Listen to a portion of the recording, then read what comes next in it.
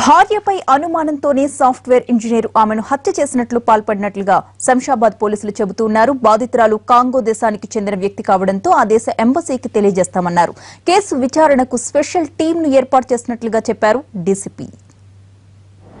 ఒక కేసులో అక్యూజ్డ్ వచ్చేసి రూపేష్ కుమార్ తన భార్యని చంపి థ్రోటలింగ్ చేసి తన ఇంట్లోనే అక్కడ చంపిన తర్వాత తన భార్య పీసెస్ని మొత్తం బాడీని మొత్తం మొక్కలు చేసి బండిలో పెట్టుకొని ఇక్కడ సాయంత్రం ఇక్కడ శంషాబాద్ పోలీస్ స్టేషన్ లిమిట్స్లోకి వచ్చి ఇక్కడ కాల్ చేయడానికి ప్రయత్నం చేస్తుండగా అప్పుడు అక్కడ ఉన్న విలేజర్స్ ఆ సీన్ని చూసి వెంటనే పోలీస్కి ఫోన్ చేశారు.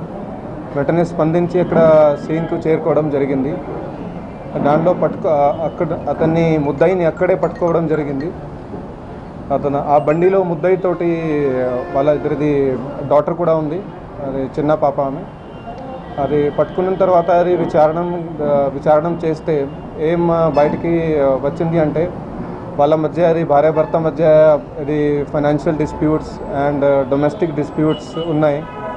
అండ్ ఇంకా అది హస్బెండ్కు కొంచెం అది ఆమెకు ఏమో ఇల్లీగల్ ఇంటిమేసీ ఉందని అది కూడా అనుమానం ఉంది.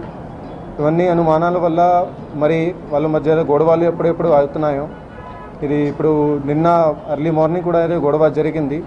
ఆ గొడవ జరిగిన తర్వాత అప్పుడు ఫిట్ ఆఫ్ రేజ్లో ఇతను ఆమెను అక్కడ థ్రాటిల్ చేసి ఇది మర్డర్ చేయడం జరిగింది.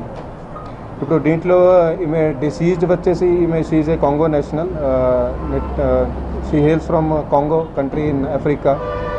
ఇప్పుడు దీని గురించి ఇది కాంగో ఎంబసీకి ఇన్ఫర్మేషన్ ఇవ్వడం జరుగుతుంది. తర్వాత దీంట్లో ఇది కేసుని ఇంకా పూర్తిగా దర్యాప్తు చేయడానికి ఒకటి స్పెషల్ టీం కూడా ఫామ్ చేయడం జరిగింది. ఒక ఇన్స్పెక్టర్ అండ్ ఇద్దరు ఎస్ఐలు అండ్ మిగతా అది సిబ్బంది వాళ్ళ తరఫు నుంచి.